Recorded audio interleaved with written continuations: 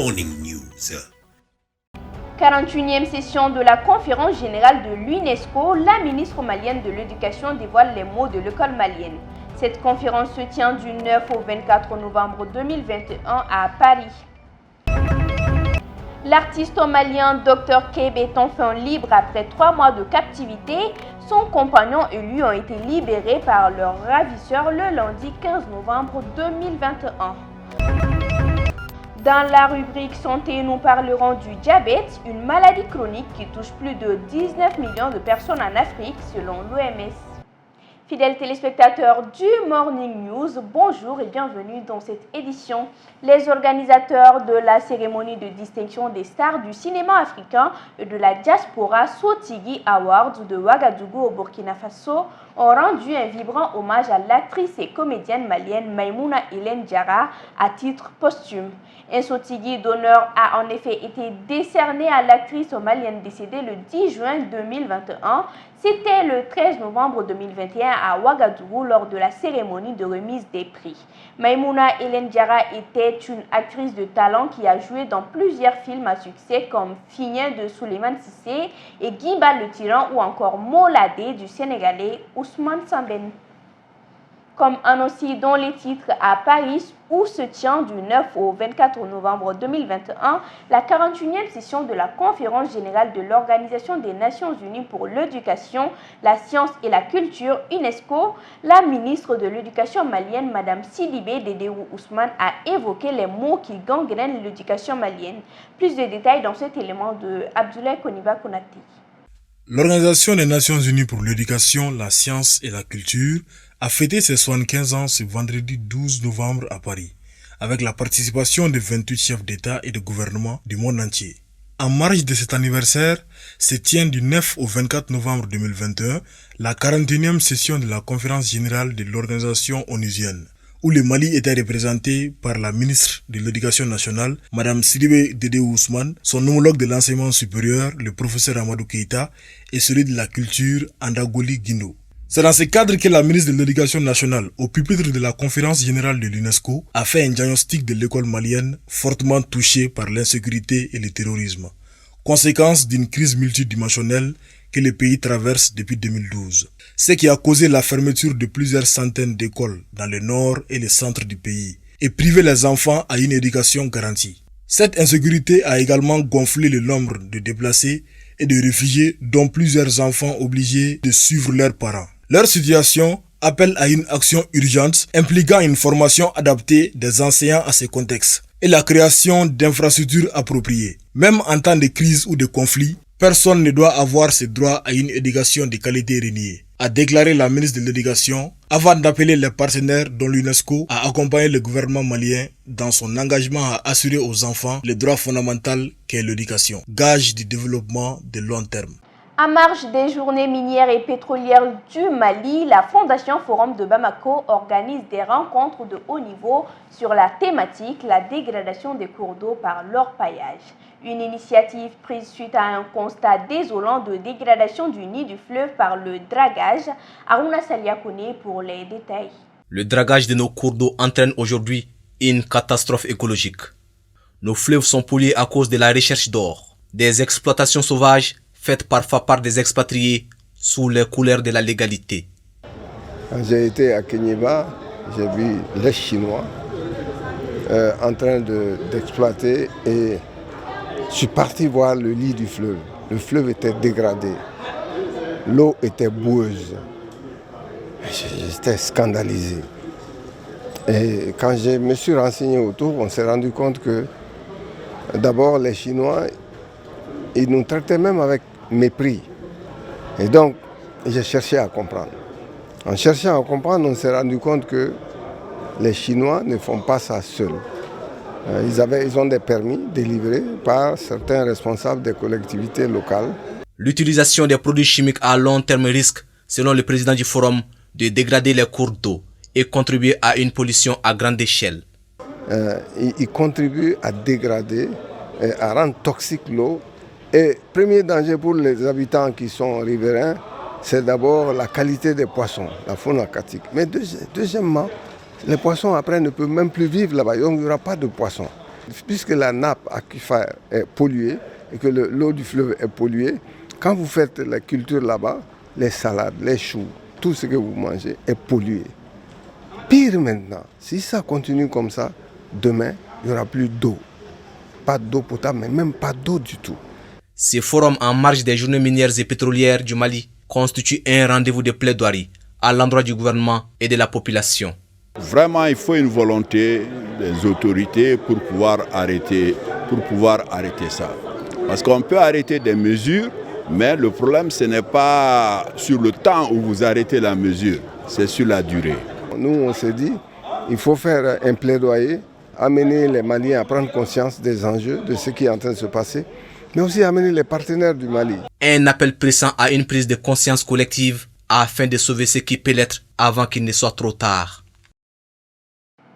Toujours dans le cadre des journées minières et pétrolières, lors de l'ouverture du forum de haut niveau sur la dégradation des cours d'eau du Mali par l'orpaillage, le ministre de l'Environnement, de l'Assainissement et du Développement durable a confié que des études sont en cours pour résoudre définitivement la problématique de déchets à Bamako.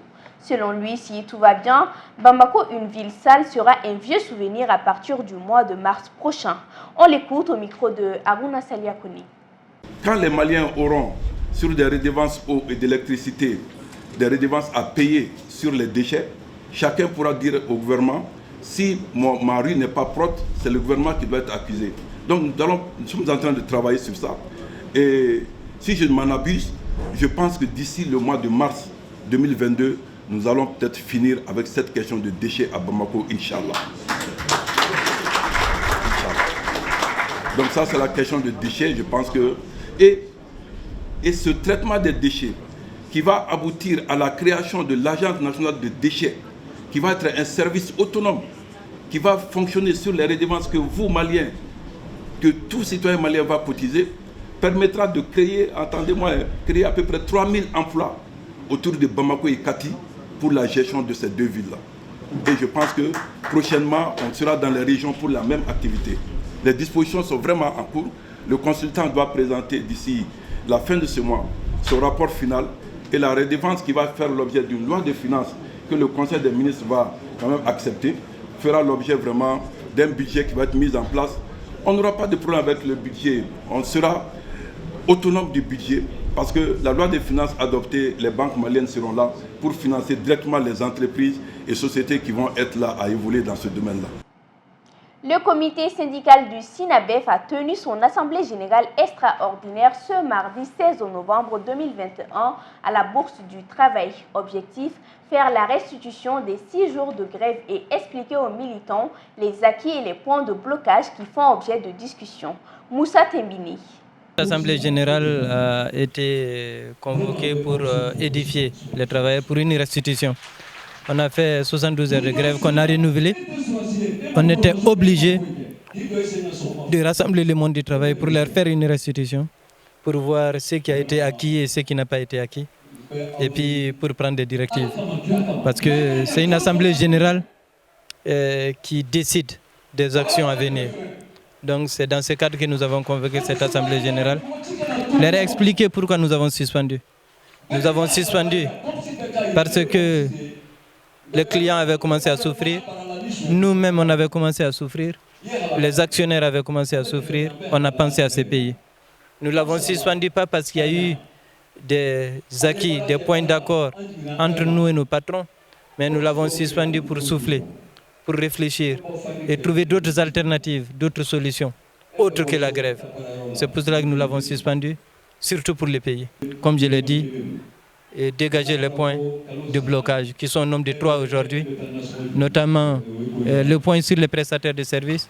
L'autre point c'est sur la valorisation de la grille indiciaire, de la grille du salaire de base de banque, assurance, établissement financier. Et l'autre point c'est sur le fonds social également, notamment l'aspect gestion du fonds social, le décret d'application de 1971. Et là également, il y a un point de blocage. Voilà les 3 points. À présent, nous allons au Sénégal pour l'image du jour. La grande mosquée de Touba est le plus important édifice de la ville de Touba au Sénégal.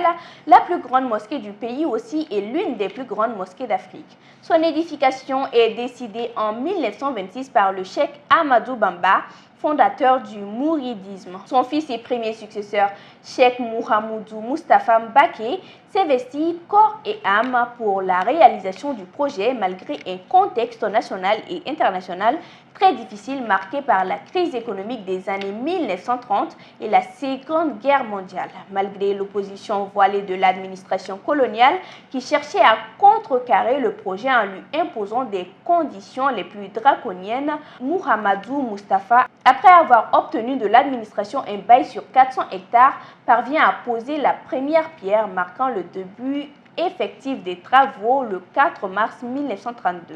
La mosquée a 6 grandes portes. L'entrée principale est à l'est, une porte à l'ouest et 2 sur chaque côté latéral. Dans la mosquée, on accède au mausolée d'Ahmadou Bamba, édifié à l'angle nord-est du bâtiment près de la salle des prières. Le Coran est lu 33 fois chaque jour dans cette mosquée. À présent, l'actualité internationale avec Aïssata Traoré. Ouvert le 25 octobre dernier à Ouagadougou, le procès des auteurs présumés de l'assassinat de l'ancien président burkinabé Thomas Sankara se poursuit. Le général Gilbert Diendéré, l'un des principaux accusés dans ce procès, a plaidé non coupable mardi devant le tribunal militaire de Ouagadougou. Il est poursuivi pour attentat à la sûreté de l'État, complicité d'assassinat, recel de cadavres et subordination de témoins. Pour l'ensemble de ces 4 chefs d'accusation, je plaide non coupable, a-t-il déclaré à la barre. Selon Maître Prosper Farama, l'un des avocats de la famille Sankara, il y a tellement d'éléments assez probants dans ce dossier qui déclarent que non seulement sa version ne tient pas à la route, mais aussi des témoignages et des versions concordantes. Des témoins qui sont passés, je crois que tout le monde a suivi, ils confortent les thèses que nous avons avancées, que nous soutenons depuis le début de ce procès. Un, que contrairement à ce qu'on dit, cette histoire de complot de 20 heures de Sankara qui entendait assassiner les autres officiers, ce n'était que de la pure invention. 2, qu'il ne s'agissait clairement pas d'éléments isolés qui spontanément sont passés à l'action pour assassiner le capitaine Sankara. Que c'était un plan bien planifié, pour utiliser les mots d'un témoin, et savamment. Olivier Wendkouni, avocat de la défense, propose quant à lui d'attendre le témoignage de tous ceux qui ont participé à l'Assemblée générale de ce jour fatidique. Il y a beaucoup de témoins qui disent qu'effectivement, le 14 octobre, il y avait une AG et ils ont donné donc l'objet, les débats donc qui ont eu lieu lors de cette Assemblée générale. C'est pour cela que je vous dis, attendez la version du journal quand il va venir demain devant le tribunal et attendez également la version de tous ceux qui ont participé à cette Assemblée générale. 34 ans après les faits, des témoins continuent de se présenter à la barre dans le cadre de ce procès historique de l'assassinat en 1987 du leader révolutionnaire burkinabé Thomas Sankara et de 12 de ses compagnons. À l'extérieur du tribunal militaire de la capitale Ouagadougou, le témoin clé Boukari Kaboré déclare que ce qu'il dit, c'est ce qu'il a vécu. C'est comme je dis là, c'est le vécu comment je sors. C'est pour ça que ça sort comme ça sans problème. Est-ce que vous voyez? Et puis je n'ai pas d'emmerdement psychologique. Rappelons que le principal accusé dans ce dossier, à savoir l'ancien président du Faso Blaise Compaoré, est le grand absent de ce procès que ses avocats qualifient de politique. Il vit en Côte d'Ivoire depuis sa chute en octobre 2014. La Guinée-Bissau a fêté son 48e anniversaire d'indépendance en grande pompe. Ce 48e anniversaire d'indépendance marque également la journée des forces armées. La cérémonie présidée par le chef de l'État, Oumarou Sissoko Embalo, s'est déroulée en présence notamment du président sénégalais Macky Sall et de plusieurs autres dirigeants politiques de la région. Nous avons presque perdu près de la moitié des 48 ans d'indépendance. La Guinée-Bissau étant plongée dans des crises politiques d'une autre nature, toutes ces crises ont eu des impacts négatifs sur les institutions publiques et sur la vie économique de notre pays, avec de graves conséquences sociales. Ce fut une période longue et difficile qui ne s'est terminée que peu de temps après les élections présidentielles et mon investiture début 2020. Lors de cette cérémonie, le Premier ministre Nuno Gomes Nabian a été interrogé sur ses relations tendues avec le président. Il y a quelques jours, le chef de l'État avait prévenu qu'il pourrait limoger son Premier ministre quand il le souhaiterait. Nous sommes ici pour servir l'État. Personne n'est venu pour rester de manière permanente. Donc, sans aucun doute, je peux quitter mon poste en tant que Premier ministre et n'importe quel moment et viendra un autre Premier ministre. Je ne vais pas parler de ce sujet. Je suis tranquille. Tout le monde est tranquille. On continue à faire notre travail. C'est normal qu'il y ait des divergences entre le président et moi. C'est une conjoncture, ça n'a rien à voir. En ce qui concerne l'avion saisi, l'enquête se poursuit. Nous voulons tous en sortir la tête haute de ce procès. C'est une question qui a fait le tour du pays. Nous voulons rendre dignes les institutions de l'État. Donc, l'enquête se poursuit. Il y a des normes à respecter qui sont en train d'être suivies. Quand tout sera terminé, la population apprendra ce qu'il s'est réellement passé. Rappelons que le président Umaru Embalo Sissoko avait affirmé qu'il comptait s'exprimer ce mercredi 17 novembre pour annoncer une décision concernant l'avenir de son pays sans donner plus de précisions.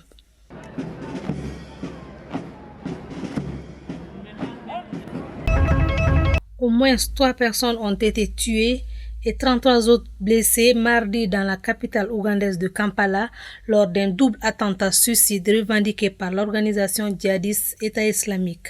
La première attaque a été lancée à un point de contrôle situé près du quartier général de la police par un homme transportant une bombe dans un sac à dos.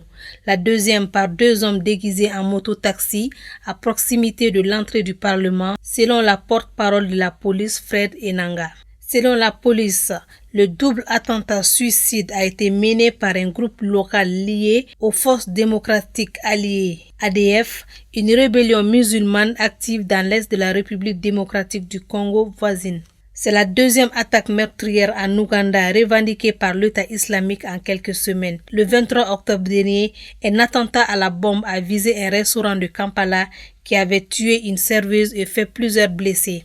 Depuis avril 2019, certaines attaques des ADF sont revendiquées par l'État islamique qui désigne le groupe comme sa province d'Afrique centrale. En mars, les États-Unis ont placé les ADF sur la liste des organisations terroristes affiliées à l'État islamique. Les attaques de mardi ont sémé la panique dans le quartier d'affaires de Kampala où des corps déchiquetés et dispersés jonchaient le sol, selon M. Enanga.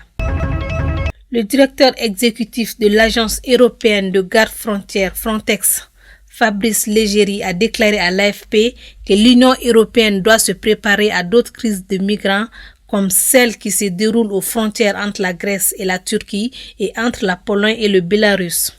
Donc ce n'est pas une situation classique de flux migratoires irréguliers.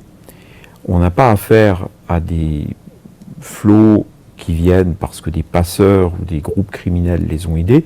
Il y a aussi intervention de passeurs et de groupes criminels, mais avant tout, il y a eu la volonté politique, géopolitique du Bélarus de créer artificiellement une route migratoire, mais il faut se préparer. En tant qu'agence opérationnelle Frontex, avec le corps européen, avec tous nos partenaires et collègues gardes-frontières et gardes-côtes de l'Union européenne, nous devons nous préparer à des situations comme ça qui peuvent finalement survenir assez rapidement, et puis les États. Mais par contre, la question juridique est très importante, parce qu'il en va de notre cadre opérationnel pour savoir ce qui est légal, ce qui est conforme à l'ordre juridique de l'Union européenne. Ça veut dire derrière que la question, c'est à nouveau la réputation de l'agence. Est-ce que on va nous accuser d'être complices de choses qui sont illégales? Personne ne sait me dire si la loi nationale en Lituanie est conforme à l'ordre juridique de l'Union européenne, oui ou non. La Pologne a averti mercredi que la crise avec le Bélarus pourrait durer des mois, voire des années, affirmant que les migrants ont à nouveau attaqué la frontière polonaise, limite orientale de l'Union européenne pendant la nuit. Mardi, les forces de sécurité polonaises avaient fait usage de gaz lacrymogène et déployé des canons à eau pour repousser les migrants qui leur jetaient des pierres en tentant de traverser la frontière. Nous en parlions à l'entame de cette édition. En captivité depuis 3 mois dans la région de Tombouctou, l'artiste Amadou Kébé, alias Dr Keb, et un autre membre de son équipe ont été libérés par leurs ravisseurs le lundi 15 novembre 2021. Ce mardi, les 2 ex-otages ont été reçus au palais présidentiel par le président de la transition, son Excellence Assimi Goïta, et son premier ministre Shogel Kokala Maïga. Youssouf Kone pour le reportage. Enfin, la liberté pour l'artiste Amadou Kébé, Dr Keb, et la fin de la longue attente pour sa famille et ses fans. En effet, en captivité depuis plus de 3 mois, Dr Keb et un membre de son staff, Ousmane Koulibaly alias Bakozi, recouvrent la liberté. Annoncé sur les réseaux sociaux le lundi 15 novembre 2021, leur libération a été officiellement confirmée hier mardi par la présidence de la République du Mali à travers une vidéo. L'artiste salue les efforts des autorités pour leur libération et remercie le peuple malien pour son soutien durant leur période de captivité. Alhamdulillah, la liberté, c'est la plus grande des richesses d'un homme. Vous voyez. Donc je tiens surtout à remercier le bon Dieu et surtout depuis son Excellence, Monsieur le Président et toute la chaîne du commandement. Je tiens vraiment à les remercier, toute la population malienne, les parents, la famille, tout le monde. Vraiment, on est de retour grâce aux autorités. Comme nous avons parlé ici, ils nous ont clairement précisé que voilà, eux, ils sont là pour nous. Et voilà, c'est un exemple. Ils ont tout fait, travaillé dans l'ombre. Et aujourd'hui, on est de retour. Donc, merci à tout le monde. Dr Keb précise qu'il n'a subi aucune maltraitance de la part de leurs ravisseurs. Toutefois, il reconnaît les dures épreuves de la captivité. On n'a pas été maltraité, on n'a pas été frappé ni insulté, mais bon, il n'y avait pas de confort. On tenait parce qu'on est des hommes seulement. Donc, si quelque chose t'arrive en tant qu'homme, selon les circonstances, il faut essayer d'encaisser, accepter, quoi. Cela fait partie de la vie aussi. Pour un rappel, Dr Keb et ses compagnons avaient été enlevés depuis le 29 juillet 2021 dans la région de Tombouctou où ils s'étaient rendus pour une série de concerts. La rédaction s'intéresse aujourd'hui au diabète. Selon l'Organisation mondiale de la santé OMS, plus de 19 millions de personnes vivent avec le diabète en Afrique et ce nombre devrait croître pour atteindre la barre des 47 millions de diabétiques d'ici à 2025. Plus de précisions avec Dr Traoré Djibril, diabétologue à l'hôpital du Mali, au micro de nos reporters Aminata Traoré et Boureima Doubari. Les critères diagnostiques du diabète, la glycémie normale, c'est-à-dire une glycémie à jeun, c'est-à-dire le matin avant de manger. La normale, c'est entre 0,70 et 1,10 g. Et une fois que la glycémie est entre 1,10 g jusqu'à 1,25 g, c'est en ce moment qu'on parle d'hyperglycémie modérée. Une fois que la glycémie est supérieure égale à 1,26 g. Auparavant, on disait que ça soit supérieur à 1,26 jusqu'à 2 reprises. Mais selon l'OMS, depuis 2017, la définition a été revoir. Une fois qu'une personne a une glycémie à jeun supérieure égale à 1,26, la personne est considérée comme diabétique. Ou bien une glycémie aléatoire, n'importe quel moment dans la journée, 2 heures après avoir mangé. Si on contrôle la glycémie, si c'est supérieur ou égal à 2 grammes, la personne est considérée comme diabétique. Ou bien souvent, il y a un test qu'on appelle hyperglycémie provoquée avec 75 grammes de glucose qu'on réalise en général dans les structures sanitaires. Une fois que c'est supérieur ou égal à 2 grammes, la personne est considérée comme diabétique. Concernant les critères diagnostiques, il y a aussi l'hémoglobine glyquée que les Américains utilisent pour les critères diagnostiques. Mais nous, en Afrique, non, à cause des hémoglobinopathies. Parce que chez eux, une fois que l'hémoglobine glyquée est supérieure ou égale à 6,5%, ils considèrent les gens comme diabétiques. Mais chez nous, en Afrique, on utilise comme moyen de surveillance du traitement. Grosso modo, on peut classer le diabète en quelques groupes. à savoir le diabète de type 2. Ça survient en général avant 30 ans chez les adultes, après 30 ans chez les adultes. Et aussi, il y a le diabète de type 1 qui survient avant 30 ans, ça c'est chez les enfants fréquemment. Il y a une insulinocarence et que les personnes vont être sur l'insuline pendant leur vie. Il y a aussi le diabète gestationnaire, c'est un diabète qui survient pendant la grossesse. Ça peut disparaître après la grossesse comme ça peut persister après la grossesse. Et il y a aussi les autres types de diabète, c'est-à-dire le diabète secondaire, à savoir qui est lié à d'autres maladies, que ce soit au niveau du foie, que ce soit au niveau du pancréas, que ce soit lié à d'autres maladies ou lié à d'autres traitements. Le meilleur traitement du diabète, c'est la prévention. La population qui n'est pas touchée doit tout faire pour ne pas être diabétique. En faisant quoi? En augmentant l'activité physique, en diminuant les boissons sucrées le maximum possible et à ne pas prendre du poids. Parce que dans notre population, les gens pensent que si on prend du poids, que c'est le signe d'aisance, alors que le poids, c'est une maladie. Si on essaye de respecter ces mesures, ça va freiner l'augmentation du taux de diabète dans notre population.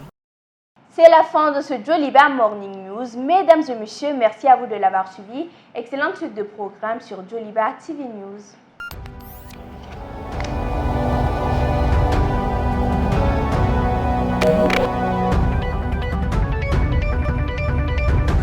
Joliba Morning News.